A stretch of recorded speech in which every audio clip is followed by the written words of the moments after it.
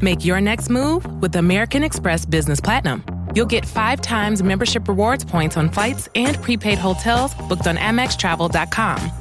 Plus, enjoy access to the American Express Global Lounge Collection. And with the welcome offer of 150,000 points, your business can soar to all new heights. Terms apply. Learn more at americanexpress.com/business-platinum. Amex Business Platinum, built for business by American Express. Auto insurance can all seem the same until it comes time to use it. So don't get stuck paying more for less coverage. Switch to USAA Auto Insurance and you could start saving money in no time. Get a quote today. Restrictions apply. USAA.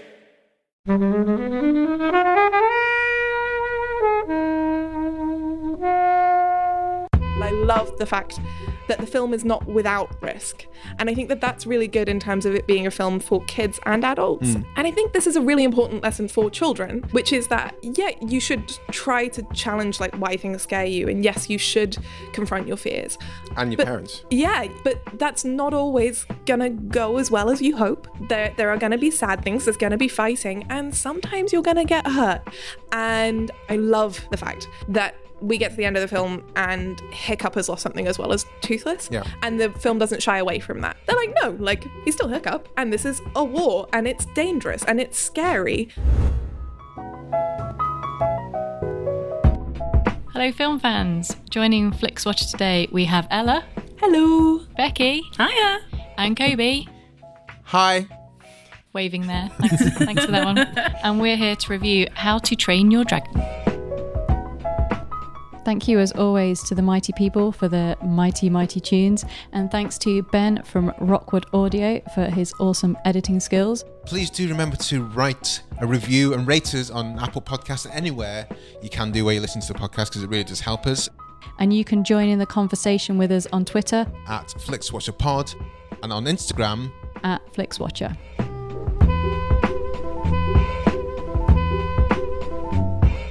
Hello, film fans. Welcome to this episode of Flixwatcher.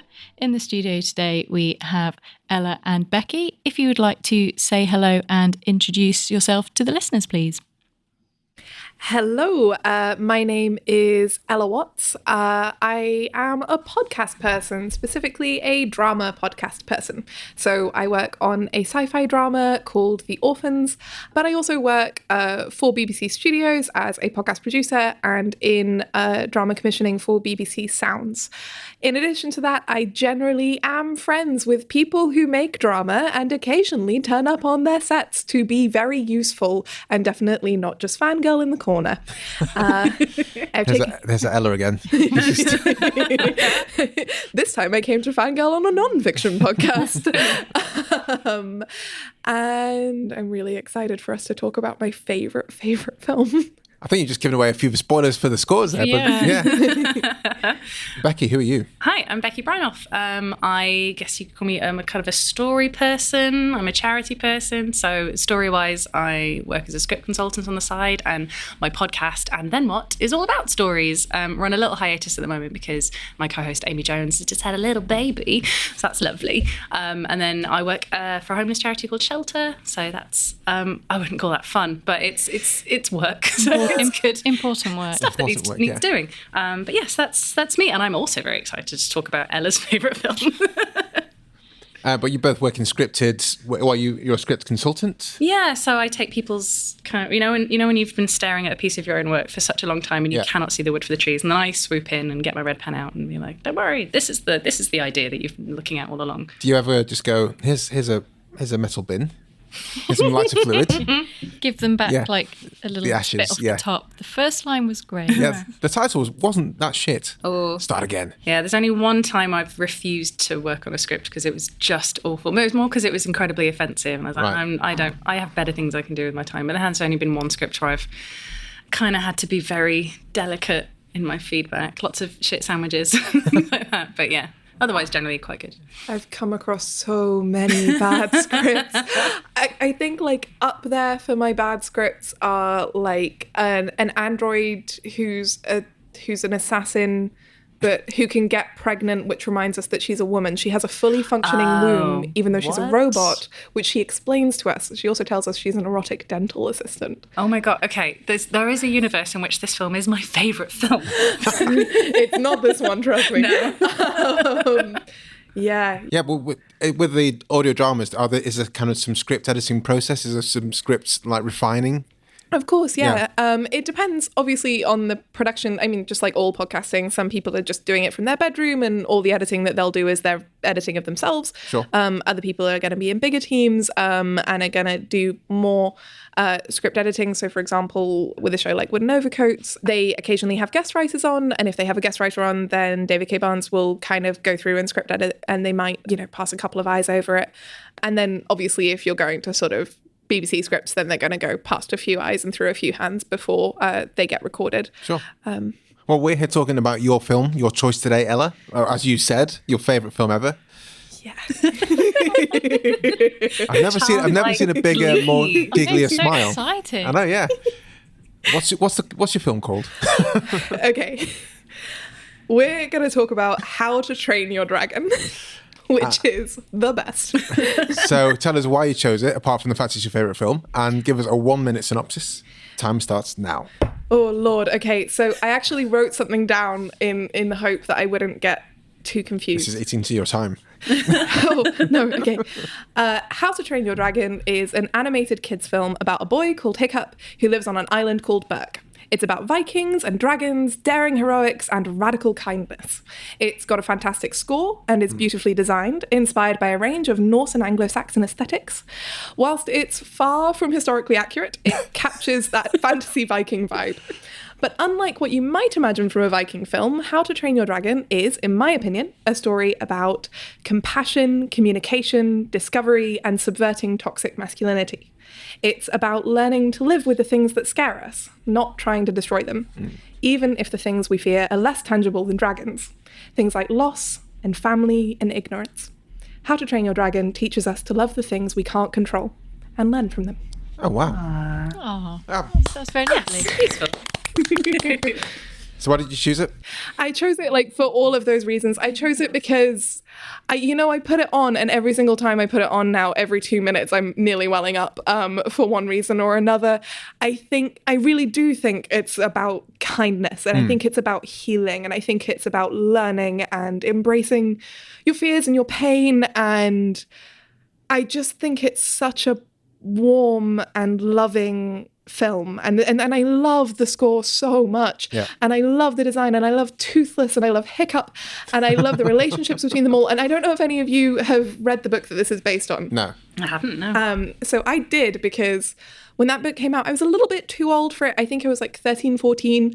Did you see this before the film came out, or I read the book before the film came out? Okay, cool. Oh yeah, proper hipster when it comes to How to Train Your Dragon. But I was quite disappointed by the book, because the book is basically Horrid Henry, but with Vikings and dragons. Right. And I'm not saying that that's bad, but 14-year-old me, like I said, I was a bit old for it, and I was expecting something a little bit more exciting, and instead it was just what if these nasty boys occasionally did gross things? And I was like, okay, cool. I mean, it's not really. Plenty of books about that. Yeah. And then I saw this film, and I was having a really hard time imagining what it would be like. And went to see it and just was I am so in love with this story. This story is just, there's so many beats of it that I think are so lovely. There are so many montages. I think it's so perfect to be told as a film. There are so many beautiful visual sequences that I think work so much better than they could in for example, prose or even audio. And I don't often say that I think things work better outside of audio. And yeah, it just, for me, it's safe and it's warm and it reminds me to be brave and it reminds me to be kind. I think one thing you said there in your lovely intro, it's probably the best we've ever had. I'm sorry. It's Very, very good. Very was the piece of acceptance. Yeah. And I think that's one thing that's super important in this time, like learning to work with the things that you fear. And I think that cuts across a lot of things in a way that I hadn't really thought about, and I think you so eloquently put it there. And I think it's such a nice theme throughout this film and going through the rest of the films as well. It's you fear these dragons, but what if actually they could be your friends? Maybe there's a reason behind this, and you just get to know them, one of them, and you can embrace everyone, and everyone can live together. Helen, what were your thoughts? So I watched this purely because Kobe has mentioned this more than once. So what happened? What wasn't it? It was Kira Baxendale came on here and chose B movie. Oh yeah, we were talking about DreamWorks, and we were like, yeah, I said there are good DreamWorks films, How to Train Your Dragon, for example, and you hadn't seen it, and I said, well, it's on Netflix. Go and watch it, and you did. I did. Yeah. And so I feel really bad. I do not love it on the level that you love it on, but it is all of those things, and yeah, it's. I think it came out 2010, so it was probably playing against what was kind of the in-joke adult humour kind of Shrekness that was around, and just when children's films stopped being kind of children's films and they were kind of spoofs on existing films, or kind of had terrible adult films but kind of sandwiched into an animation and stuff. So I think it's really lovely, and like the animation is the best DreamWorks animation, I think. Becky? Yeah, pretty much agree. So this came into my life through a friend called Ash, who I used to do another film podcast with called Flick Talkers years and years and years ago. And he said to me, it like this and Cloudy with a Chance of Meatballs are just a million times better than they have any right to be. You have to watch them. I did, and I've gone on to recommend How to Train Your Dragon to so many people, and now I've got so many of my friends are having little babies now, and I'm so excited to when the kids like grow old enough so that I can say, hey, it's a rainy day, let's watch this film, I think you'll really like it, and they will love it, obviously, because it teaches such great lessons. And whenever I watch it, which has been, and I've lost count of how many times I've watched this film now, because it's such a good comfort watch. You can just stick it on, even if you're not paying full attention. When it comes to the test drive sequence with the incredible score, it's John Powell. Yeah. It is, yeah. The sequence when he first time takes the cheat sheet, takes Toothless out for a flight. I stop everything I'm doing to watch that sequence every single time, and I can't, in spite of myself, I can't help but basically do what Ella's been doing this entire time. Just like clutching my fists to my chest, and I'm just like full of glee, like, because you're holding your breath the entire time watching that. I was saying before we started recording, I would love to watch this on a big screen with a live orchestra. So I think you'd get the entire experience. But yeah, just all the lessons that you learn about, learning to understand the things that you're afraid of and conquering your fears and just being nice to each other. And yes, very much the point about like overcoming this toxic masculinity, because they really set that up in the start of the film. These like big brutish Scottish men, and then you've got little Hiccup just like, yeah. No, we can't really talk about the other films, can we? No. Okay. Anyway, it's great. There's so many things I love about this film, and the score is one of them. And I put a post on Facebook a while ago asking for film scores that are great to work to. And this is one of the ones I do come back to. All of the How to Train Your Dragon films, John Powell's score is like amazing. It's not just the best looking DreamWorks film. I think it's one of the best looking animations. Roger Deakins was a cinematographer advisor in this, so he was like, really? This is how it looks. And when you see that, it's when you think about some of the background shots and how it kind of all plays together, it's just like, well, that's right. Roger Deakins was behind this. He knows how to set up things. I missed this in the cinema because it was a DreamWorks film, and I was like, it's gonna be a bit wanky, isn't it?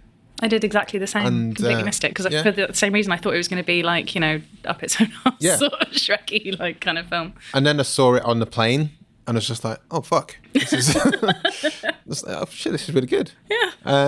And then I was so excited to see the second and third ones when they came out. I haven't seen this on a big screen yet, and I mean watching it again, I was like, shit, I need to watch this on a big screen. I don't think the character animation stands out as well as the rest of the kind of background stuff compared to the second and third one, but I think like Toothless as an animated character and how he I don't know, is Toothless a he? Is it declared? He's a he. How Toothless looks and plays and everything like that is amazing. Much character in the animation. It's absolutely that's outstanding. The impressive thing about it. And what you said, Helen, about how cartoons used to play on like two levels, like one joke for the adults, one joke for the kids. This doesn't really do that. It's just like the same story for both people, and you can take so much from both away. My kind of nephews-in-law, I guess, in Australia, and niece-in-law. They really, really loved this. And I remember speaking to my brother-in-law about the film, and he said he gave their youngest son, Sam, a toy of Toothless. And he was like playing along with it. And then suddenly he was like, no, don't like this one. And it was because it was the Toothless from the start of the film.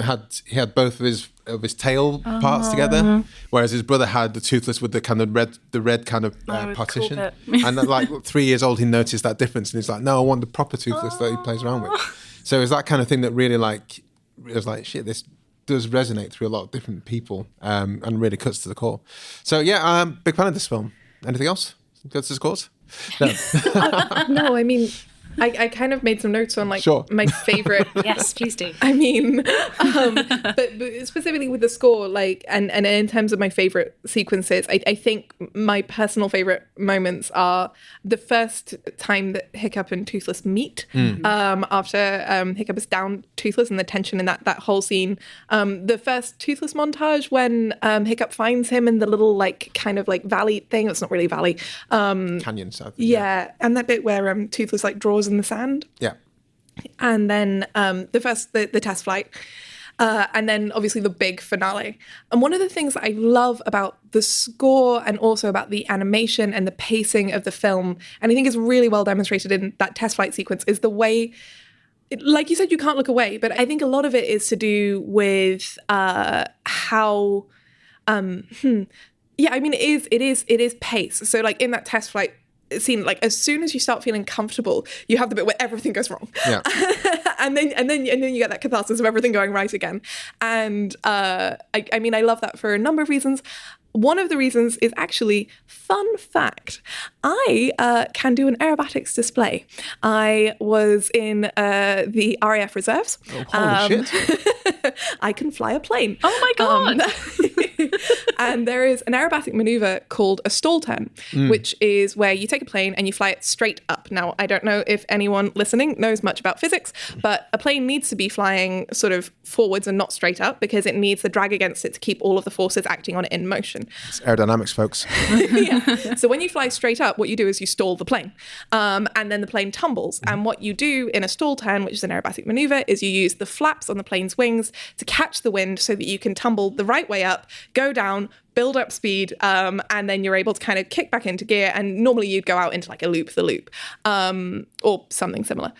So for me, they literally do that in the sequence. Yeah, when his wings come out, and you're like, oh my God. Exactly, and I love it because like watching that bit in the film feels like doing that aerobatic maneuver, and I love it so much. Like it's got that exact feeling, that moment when you just like your stomach goes up out of you, and you have that moment, and then you're tumbling and then catching that and just getting that thrill. Like I really think that they just got that.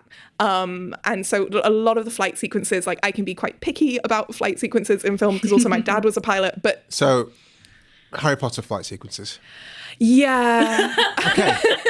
That says it all. Move on. But yeah, so I love the flying, but I love the music, and I love how much is Hiccup choosing to put himself at risk. Yeah. And I also love the fact, I mean, and this is kind of segueing, I guess, into something different, but I love the fact that the film is not without risk. And I think that that's really good in terms of it being a film for kids and adults. And I think this is a really important lesson for children, which is that, yeah, you should try to challenge like why things scare you. And yes, you should confront your fears.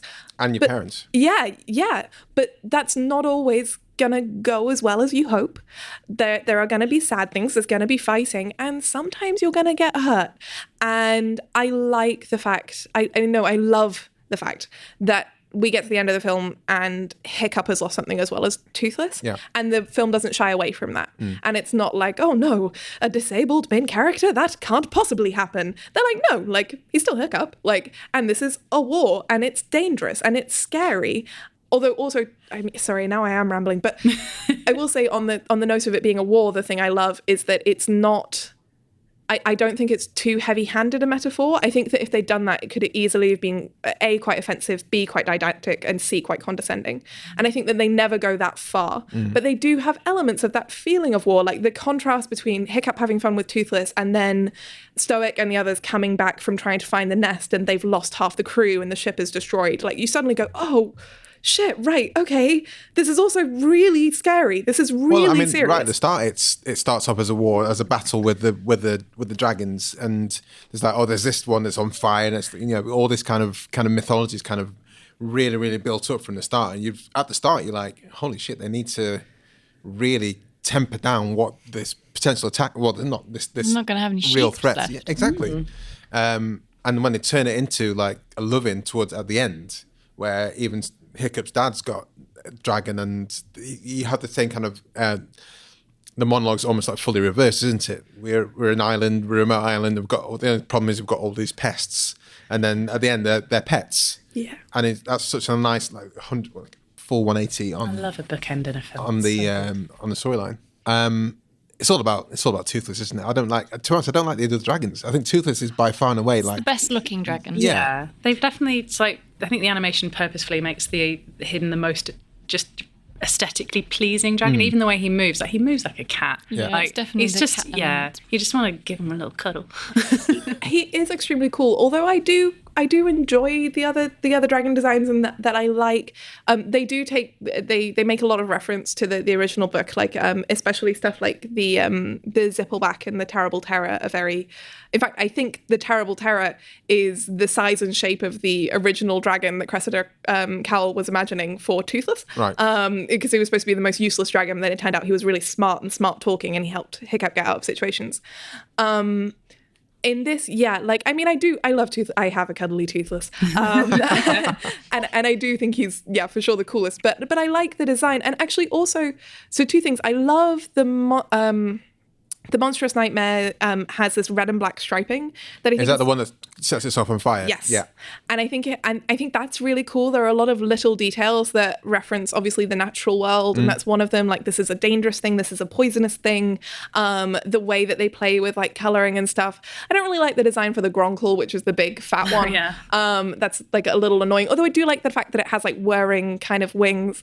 But no, I like the Monstrous Nightmare, and I like the Book of Dragons. I like some of the designs that they have for like stuff like the Scaldron, which is the one that fires like boiling water. Listen, I really like this film. But also more generally, another fun fact about me, apparently I'm just talking about myself today. I studied Anglo-Saxon, Norse and Celtic studies, which means I am an expert in early medieval history and Viking Age Scandinavia. So you can read runes.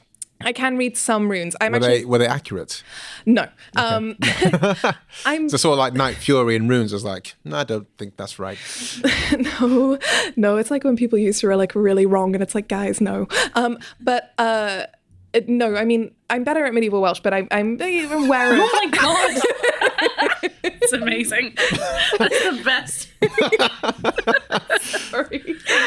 I just create languages, and yeah.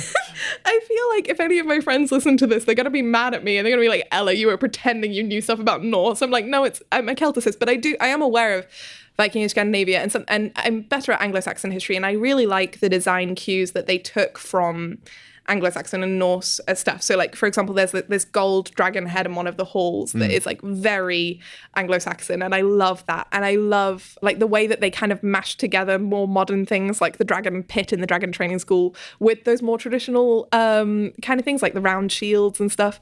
It's also one of those films, much like A Knight's Tale, where it's terribly, terribly inaccurate, and also has moments where it reveals that the filmmakers do know what they're doing, and they're choosing not to be accurate. Like, Is this like the horns on their helmets? yeah, there are no. Okay, anyone listening to this, please understand, there are no horns on Viking helmets. There are none. It's never been a thing. It's not a thing. It's not a thing.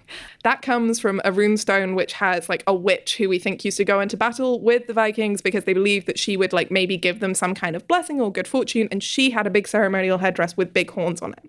So it's like one thing, like just think about the practicalities of it, okay? Couldn't get through doorways. Terrible. And if you're fighting someone, they can just grab the horns on your head and chop your head off. It's just terrible. The reason the Greeks had like that horsehair, like it was showing off, but also it's much harder to grab that. Like, whereas with the horns, you're just like, well, I've broken your neck now. That was easy. Anyway, Just in the spirit of talking about ourselves, has my surname set off any? yes, I love your surname very much. It is just for any ancient fans, fans young and old, any fans of ancient Norse stuff. My surname, it's a really, really old Viking name meaning armoured wolf. Yes. Which is cool. Definitely don't pronounce it Brynolf outside of these shores. It's like Brynolf or something. Yeah, so like the way it's been anglicised is so that it's OLF, and I think it would have been ULF. And also, instead of it being Bryn, it would be BYRN. So it's the same kind of stem that you're getting in like names like Bryn. It's the same kind of thing going on. Yeah, it's kind of similar because the first set off alarm bells for me when in a film we're not going to talk about. What's the one? Dark Materials. That's it. Oh, with Yorick Byrnison. Yeah, look, Lorik Bjornsson. Yeah. Yes. And they are in Svalbard I was and like, everything. that's familiar. But anyway. That's all proper. That's proper Nordic, though. Yeah. That's proper Norwegian. Anyway, I think it's about time to head to the scores. Probably.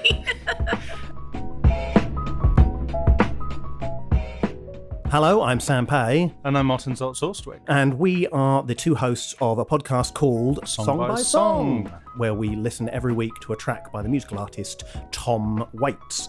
You might know him for his gravelly voice, very nice, his appearance in films, but also his multi-decade spanning career involving blues, jazz, and all sorts of other kinds of experimental music. So we're basically like a book club for Tom Waits, and if that sounds like your cup of tea, you can find us at songbysongpodcast.com or wherever you get podcasts.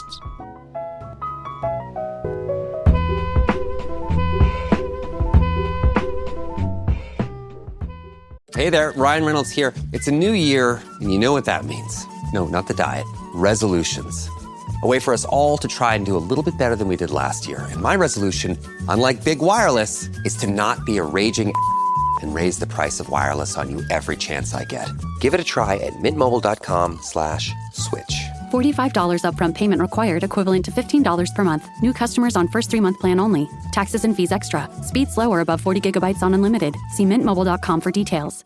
So welcome to the spreadsheet of dreams. Flixwatcher scores are all out of 5. You may have decimal places, and we will start with you.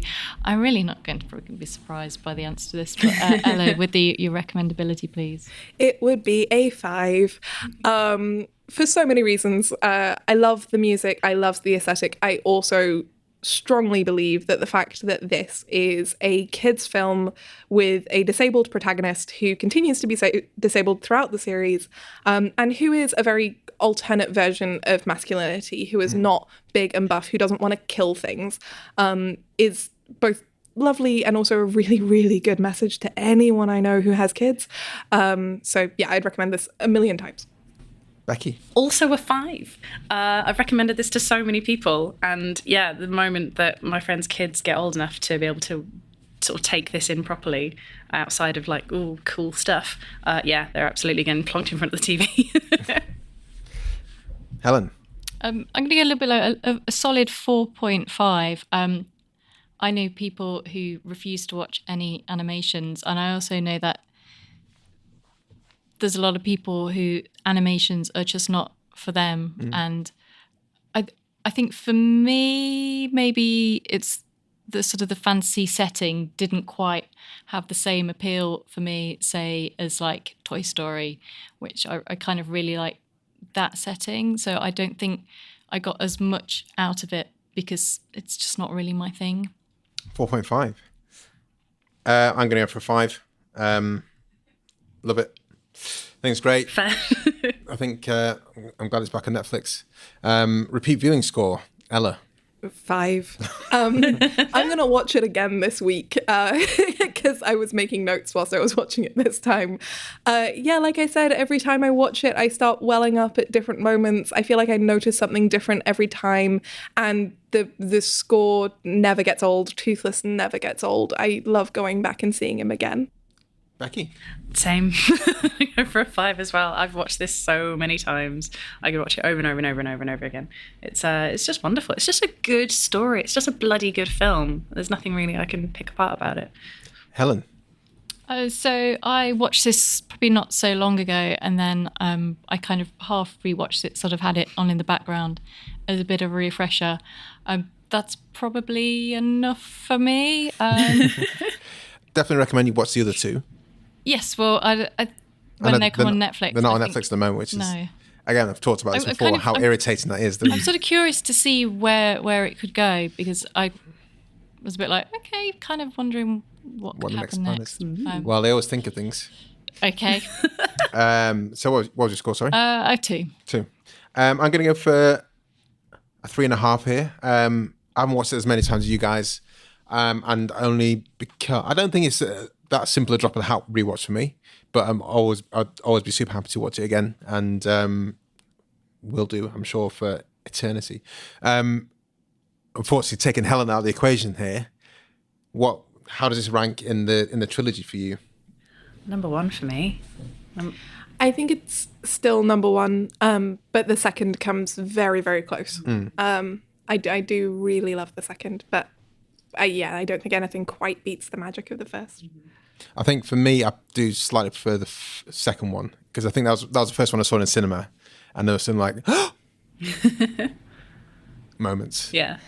So I do definitely I kind of recommend. imagine that maybe they advanced on the animation a bit, and I think the animation took looks that a bit wider and a bit. I did declare, like, came out of the cinema, was like, guys, seriously, get yourself to the fucking cinema and watch How to Train Your Dragon 2, like, now.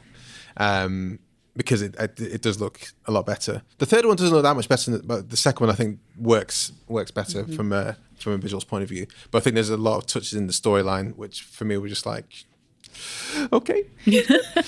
Small screen score, Ella. I mean, it's another 5. I have a reason for this, because I am aware that like 3 of the 4 of us have said how badly we want to see it in a cinema with an orchestra. So, maybe that counts against its small screen score. But really, I mean, this kind of comes back to the rewatching. But, if I'm sick, if I'm not sick, if I'm tired, if I'm not tired, if I have a choice between this and anything else to put on the TV, I will put this on, like, if it's an option. I think it works really well. So how many times do you think you guys have watched it? Oh, God. So it came out 2010. So it came out when I was 16. Right. Oh, God. Yeah. I'm a baby. Yeah, I think I've definitely seen it over 20 times. Okay. I've probably more than that, then I reckon. I want to say like 40, maybe? Holy shit. A lot. Yeah. Nice. You must like have to watch it. What, like 3 times a year? Yeah. Oh no, actually that feels conservative. Yeah. Yeah. It's just lovely. Yeah. Small screen score, Becky. I'm gonna might disappoint Ella now. I'm gonna give it a 2.5 for small screen, because for me, again, I haven't seen it on a big screen. However, it as much as I love it on a small screen and have evidently watched it many, many, many times, I feel like this film is made for the biggest possible screen and, the livest possible orchestra. That kind of thing. It's something that I think needs to be a 360 sensory experience, and that's something I really want to enjoy one day. If Prince Charles Cinema make it happen, bring in the Royal Philharmonic. I would love to watch that. I think it'd have to be the Royal Albert Hall. Yeah, I Yeah, don't it's think gonna they'd have get to much be of an orchestra. In Prince Charles in the Oh, they pit. give it a bloody good go. We'll have a man in the kazoo. I'm just picturing this entire score done on kazoo now. Amazing. Helen. So yeah, I'm gonna give it a 2. So I did the crime of watching this on my phone because I happened to be traveling and I didn't really get any of even though I had headphones in, the score seemed to have washed over me. I can't really remember that much about it, so I don't know whether it was because I was hearing it too much in my ears rather than all around me. I don't think I appreciated the animation for what it was. And then when I kind of rewatched it again on the TV, again it didn't really grab me as much. So I think had I have watched it on a bigger screen to begin with, it would have had a bit more of an all-encompassing effect for me. Yeah. And I think that's I'm going to go for a 2 as well. I think that's why the second one's my favourite, because I saw that one in the cinema and it was just like every single thing I wanted from it like was there. Bombastic soundtrack and amazing visuals and everything like that. But I would Prince Charles this, but I think Royal Albert Hall. Royal Albert Hall with John Powell conducting would be a nice touch. That is such stuff as dreams are made of. I mean, I do like that though we've scored this low. It's very much a big compliment to the film. Well, this is how some of them work, and that's unfortunately how our scoring system tumbles, isn't it? Mm-hmm. What did I say? 2. Engagement score. It's a 5, but I think engagement and recommendability are the ones that I feel most strongly about. Like, in terms of engagement, this is just such a well-paced story. It gets fast, it gets slow. Whenever you're starting to think, oh, I'll turn away now, you get like a montage or a favorite moment, or the score changes in a really interesting way, or there's some cool sounds. Things happen that are unexpected. Like when you get to the dragon nest, and there's the moment where you're hearing that weird kind of like almost a cicada-like calling, and then suddenly it goes silent. Like I dare you to look away in that moment. Like, you know, so I think, and then there are bits where I want to look away and I can't, like when Toothless saves Hiccup, when he's doing supposed to kill a dragon and he doesn't. And I hate that scene so much every time, like seeing Toothless not realize that he's gonna get grabbed and yeah, I just don't think that there are many moments as a millennial, as a 25-year-old with her head always in her phone. I find it really hard to look away at any point. So yeah. So 5. A couple of things I think are worth mentioning are, it would be good to touch upon, are the voice cast. I was going to mention that. I don't think they overpower the film, even though they've got, I don't know, like with the Toy Story, you're like, oh, that's Tom Hanks. Mm-hmm. But in this one, there's a decent voice cast behind it. Gerard Butler's probably the biggest name, but Jay Baruchel, before I had to really like look out for him in other films to find out which one he is, and he's one of hangs around with Seth Rogen and those guys. Christopher Mintz-Plasse, McLovin in Thingy, Kirsten Wiig, but those guys, they don't really. It's not their voices. It doesn't match about the voices, and I quite like that. Actually, it's not. It's the film is bigger than their voices. Mm-hmm. But then, I see. I couldn't work out whether I thought that was a good thing or whether because they were kind of a little bit non-celebrity, so you couldn't really work them out, that I was a little bit distracted watching it, trying to work out who they were. Right. And if I could trying to... Did you work any of them out? No, I don't think I did. Only because I knew... Or did I? Maybe Gerard Butler a little. I was like, who's the Scottish person? There must be someone in there.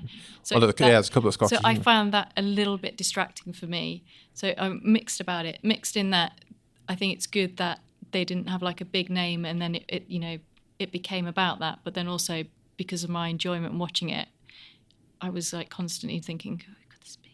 So maybe on a rewatch, would you go to IMDb and go, okay, fine. I'd satisfy myself with knowing who's going to be the voices and be like, oh, I recognise that voice. I don't think you do though. Like Kirsten Wiig's in it, and you just don't. I struggle to remember which one she is. She's one of the twins. Is she Rough Nut or Tough Nut? I don't know which one is Rough Nut. I don't know which one's Tough Nut. Yeah, actually, I still struggle to get them the right way around. One of them is one of them. Although that's a thing on character design that I do love, is the way it does the female characters. Yeah, that's what I was going to. That's another thing is like the ancillary, the younger characters will be quite interesting. Have like a brief chat on them as well. I didn't really like the love kind of thing with Astrid, is like he's kind of fawning after her. A little bit disappointing considering how kind of progressive and great everything else was. It's like, don't be the love. Oh, it's so interesting. That's not all you have to aspire to, kids. Yeah. Yeah, it gives me two feelings about it, because I do think I adore this film. I adore this film series. I do think Astrid is the most underserved character in the series, and I don't like the way they handle her in the second and third films. Not really. And on character design, I like the fact that Tough Nut and Rough Nut are basically interchangeable. Yeah. It's not like the girl twin is the really sexy one. Yeah. It's like they basically have the same exact clothes, and that's nice. But also an interesting thing about Astrid is from a Norse scholar point of view, she plays plays the role of the wetting woman, which is interesting and a weird decision. So the wetting is spelled Whetting, as in sharpening, like sharpening a sword. And what happens in Icelandic sagas is that you always have a female character who's there to be like, nah, go on, you can do it, come on, pick the fight, come on, be the hero. Often the wetting woman is much more dangerous, like, go avenge my brother or you're a coward. But I do think that Astrid is kind of doing that in this film, like especially when she's kind of goading him, isn't she? Yeah.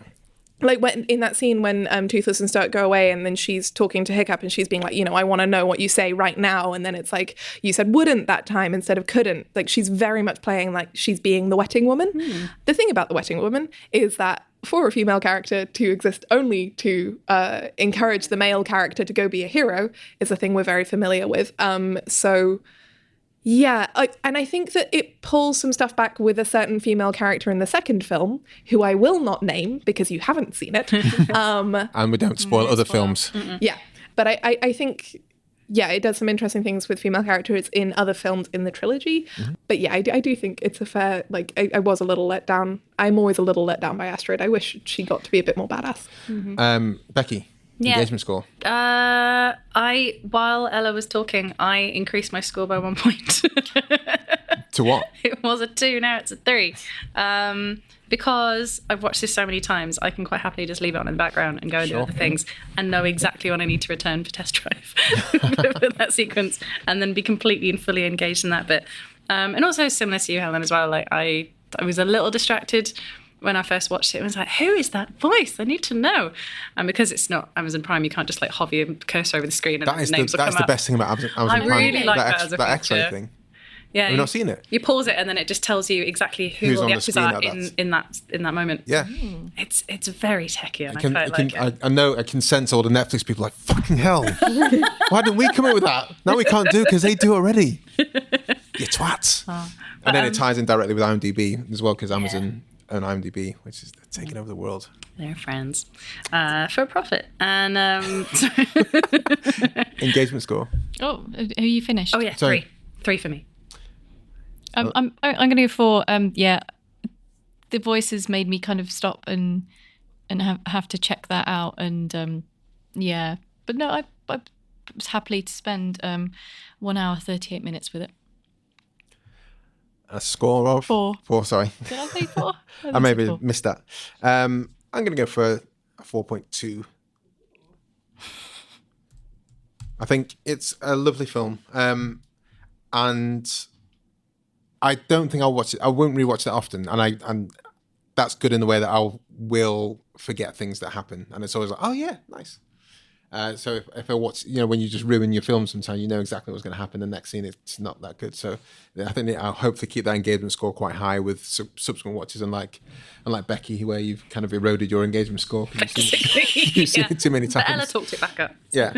And that gives us an overall score of 3.91875. And that's basically, it's a small screen score. Yeah, let it down. We all want to see it in a cinema.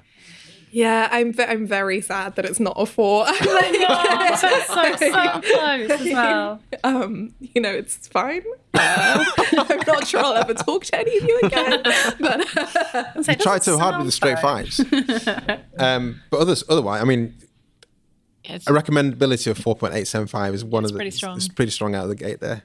But it's just how our scoring system works, Alan, unfortunately. I mean, I know it's fine. I've listened. Bring a less beautiful film to the table. Less bombastic soundtrack. Next time you come on board, next time you come in, you'll learn. You'll learn. That'll learn you. I'll pick something brilliant that you have to watch really small. Yeah. So let's go to the Twitters. And as always, we do tell people on Twitter before we're recording to review our film. In this case, we're reviewing How to Train Your Dragon with Gedge Watts and Rabbit in a Hat. Have you seen it? Tell us your thoughts with an on-air shout-out on Flixwatcher. Gedge Watts, do you want to take the first one? Okay. So the Contrarians at Contrarian Prime say, surprisingly thoughtful. You can say the same of the sequels, only it wasn't a surprise by then. 4 out of 5. Becky? The IMDb Journey podcast says 4 stars, a fun film that adults and children can enjoy alike. Helen? Great movie about friendship and how fear is nothing more than a handicap created out of our own ignorance. And did they come with some stars? 3.5. Ella. Iron Horse at Iron Horse 341 says, really cool how they don't ignore age in the story. You see the characters grow. No stars there. This one seems like it's tailor-made for you. I just noticed. So Ash at Ash Digs Film says 5 stars, ask Becky. So Ash is the Ash who recommended this film to me in the first place. Fantastic. Let's do a quick Pixar versus DreamWorks. Ooh. Oh, you've got something prepared, Ella. Do you want to go first? I made notes. Oh my God. So in Kira's B-movie episode, which is not the only episode I've listened to, I was gonna say that this whole rating reminded me of Inception, because I also love Inception, but I feel it's another one that's better on the big screen. Anyway, in Kira's episode, she mentioned Prince of Egypt, and she's right. That film is a masterpiece of animation. And that's traditional animation, isn't it? Yeah, it's so beautiful, and the music is so beautiful. And they consulted like a number of religious teachers from a number of different religions, so it wasn't just like, this is going to be the Christian film that does the Christian thing. Yeah. They talked to a bunch of different people, and it made it into this really beautiful film. And it is about Moses. Like it obviously is like a theological film, but I think it's really beautiful. And that was DreamWorks. Other DreamWorks films I like include Road to El Dorado, which ends in a polyamorous trio. No one can tell me otherwise. Chicken Run, obviously. Is that DreamWorks though? Well, according to the internet, it is. I'm not classing that as DreamWorks. Is that like Aardman Fox? Animations. Aardman. Yeah. Maybe in They did Yeah, they it's did not team up with DreamWorks. DreamWorks. They did like Flushed Away was a DreamWorks, and then they kind of Aardman and DreamWorks kind of went, we don't know what to do with you guys, so you can go Just you do your own thing. on the subject, Prince of Egypt is on Netflix. Just as a public service announcement. Oh, it's so good. Adding it to my list on behalf of you and Kira. Yes. Thank you, Helen. Other good DreamWorks films, Spirit, Stallion of the Cimarron is a great film. I love Sinbad. I love Megamind. I really... Huh? Okay, go on. I really like my Rise of the Guardians, and I really like Kung Fu Panda. However, having gone through that list and then compared it to Pixar, I was like, okay, Pixar does win. But I just want to make a case for DreamWorks isn't terrible. I don't think it's as bad as people think it is, because its bad films are so bad that people forget that they can do good films. And I think that's a bit unfair. But Pixar definitely wins. I was looking at, like, I only had like Cars for Pixar films I don't like, and for DreamWorks films I don't like was like Boss Baby, every Shrek sequel, Over the Hedge B-movie, the Madagascar sequels, the Croods, like Trolls. Yeah. I'm a little bit stung because I used to work at Fox and worked on a lot of DreamWorks films. Yeah, so I'm a little bit... yeah, you do have to push quite a lot of stuff that you're not really into. You have to really pretend that you really like it. But no, Trolls, that bloody song by Justin Timberlake haunts me to this day. What another film you mentioned just then? That was, but tell you what, Boss Baby. I saw a really early cut of Boss Baby. The earliest version of that was a really wild, surreal, fun, experimental, like half the animation was done, but you could tell from the storyboarding, and there was like so many homages it did to like old classic cinema, and I was like, this is gonna be amazing. And then it got super watered down, and we're like, oh well, never mind, this is just what we've got now. So it is a massive shame. But yeah, I think Pixar, I'm a Pixar girl. I've got the whole box set at home. It's amazing. Helen?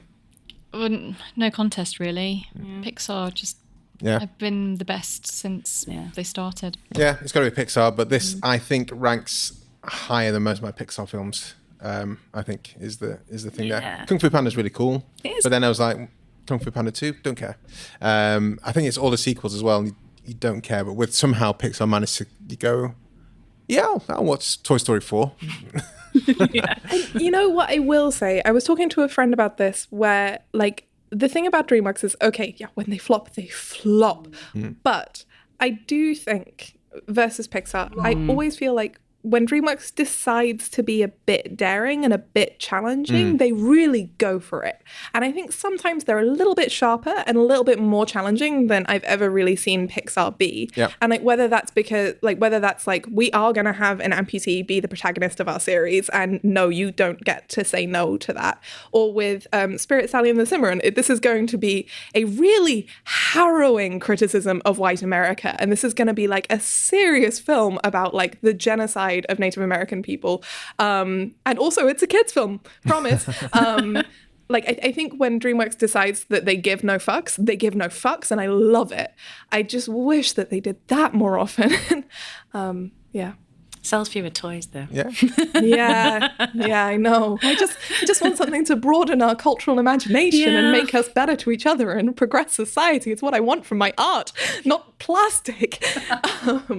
Can you sign off, guys, by letting us know where we can find you online and say ciao? So you can find me... And sign off in some Nordic language. Oh my God, amazing. I'm not sure I can actually do that. I mean, I can give you an old English like saying. Will that work? Anglo-Saxonish, that'll do. Okay, cool. So you can find me on the internet on Twitter at GEJWatts, GEJWatts, or you can follow my podcast, The Orphans, on Twitter at Orphans Audio, and also on Instagram. And as a sign off, I will leave you with an old English saying, which is "Adha sofarioda, this is swamei," which means that passed away, so may this. As in, no matter what happens, you'll be okay. It is what it is. I like it. And I'm Becky Brynolf. You can find me on Twitter at Rabbit in a Hat, and you can follow my podcast at And Then What Pod. And I guess I'll just sign off with, I don't know, something Scottish, like, all right, see ya, pal. Hi, bra. Bye. Bye. Enjoyed this episode of Flixwatcher podcast? Why not leave us a 5-star review on iTunes? You can also follow us at FlixWatcherPod on Twitter, and we're at FlixWatcher on Instagram. Thanks as always to the mighty people for their mighty, mighty tunes, and Ben from Rockwood Audio for his awesome editing skills. If you're looking to get your podcast edited as sweet as this, get in touch with Ben, and that's Rockwood, ROKK Wood Audio. Tell them Flixwatcher sent you.